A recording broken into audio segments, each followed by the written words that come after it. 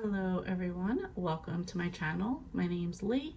You're watching Dark Roots Creations and this is my first week's wrap up.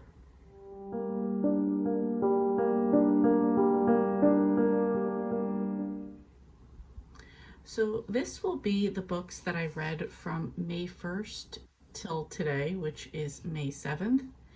And this will mostly consist of middle grade and anything else that I read during the week. I'd say I got 2.5 books done because I finished 2 and I'm about 65% of the way through another one. So first up that I finished is a middle grade, and this is 365 Days to Alaska by Kathy Carr. This involves a girl named Rigel, sorry, who lives in like backwoods Alaska with her parents and her sisters. There's no running water, there's no electricity, they have to hunt for their own food, and she's absolutely love this. Her parents decide to separate, and her mom takes her and her sisters and they move to their grandmother's house in Connecticut. And this is an absolute culture shock for them. Everything's completely different than what they were used to.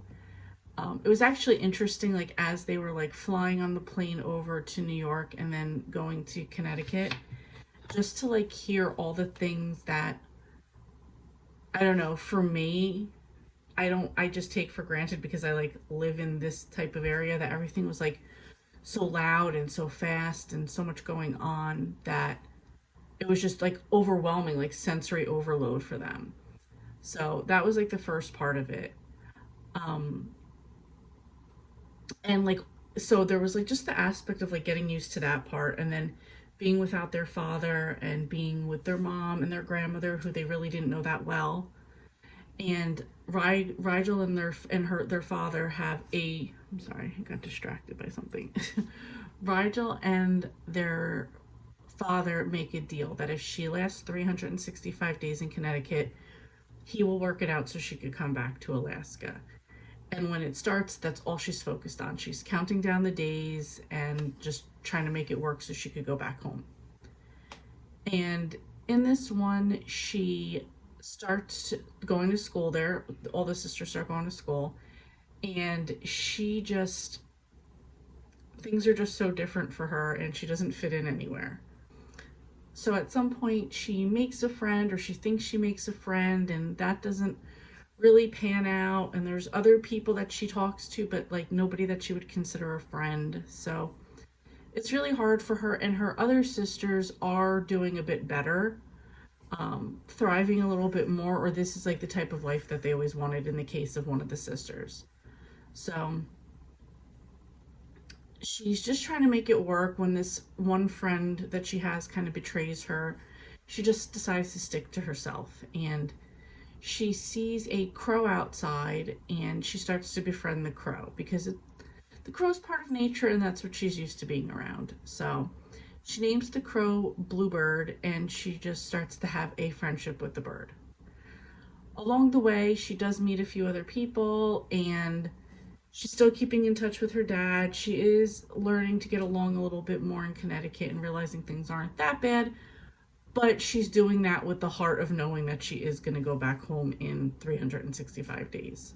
So that's pretty much the premise. I don't want to give anything else away. I love this. This was a middle grade book that I gave 5 stars.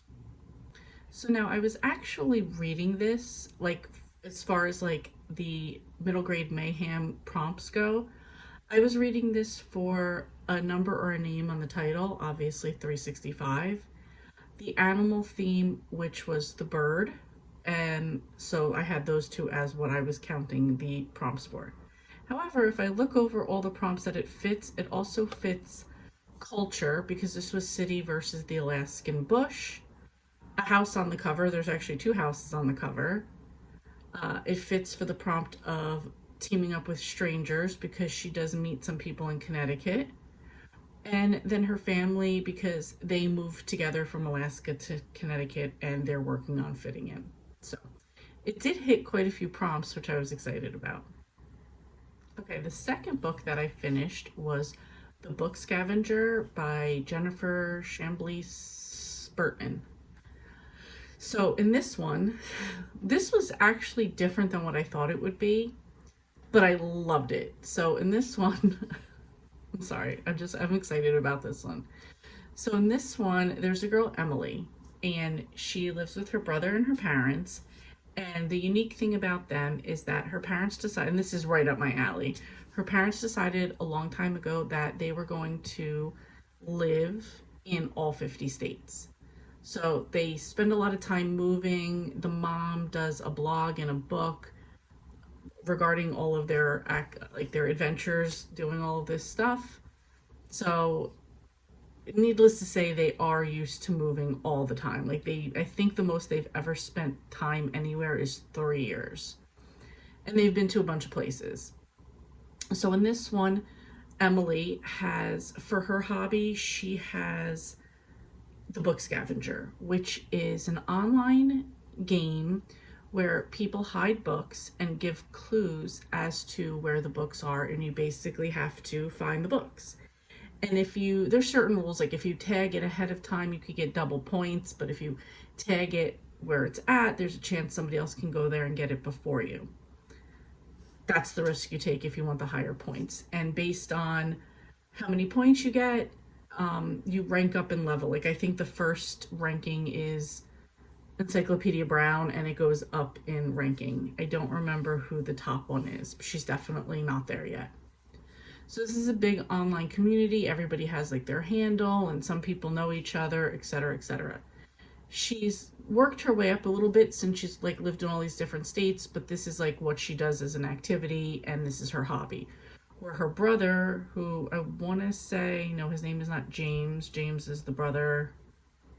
I don't remember the brother's name, but his big hobby is this band, and he makes like stop motion videos, and like he's kind of just like a fan, but swears the band knows him type of thing, and that's his thing.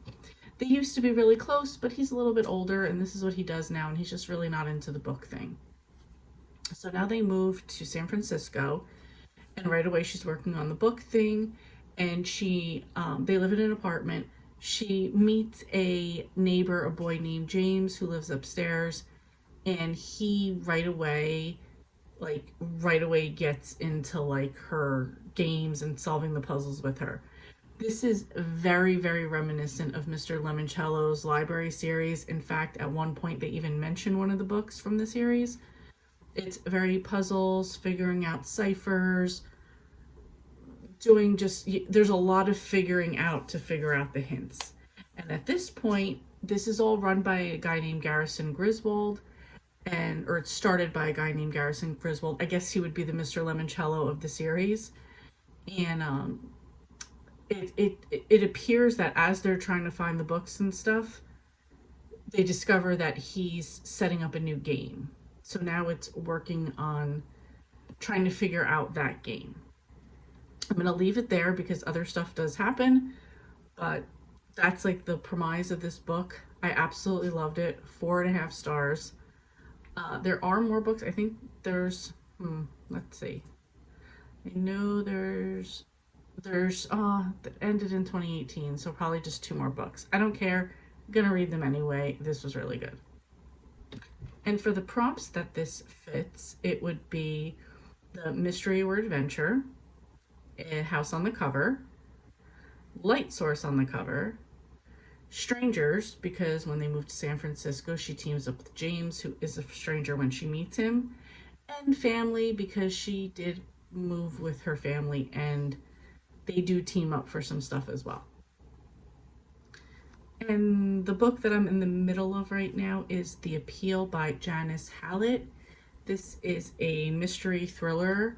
I'm buddy reading this with Sharon, and there is so much going on in this book. I don't want to give too much away because I'll talk about it when I finish it next week, but it is just all over the place, and I'm loving it so far. So yeah, I don't even want to give anything away, but I'm really loving it so far. She is as well. We talked about it on Friday, and we will have it finished by Tuesday, discuss it then, and then I will review it then for you guys. I am going to put up the board that I made right here and black out any of the prompts that I've already finished. I know I'm still going to keep going for other prompts, but I figured as I hit them, I'm just going to check them off because I am determined to get to every prompt. So that's it. I will see what I'm going to start reading for tomorrow to start a new week. I hope you guys are enjoying your middle grade as well as just your May readings so far. And that's it for me today. So thank you so much for watching, and I will see you next time.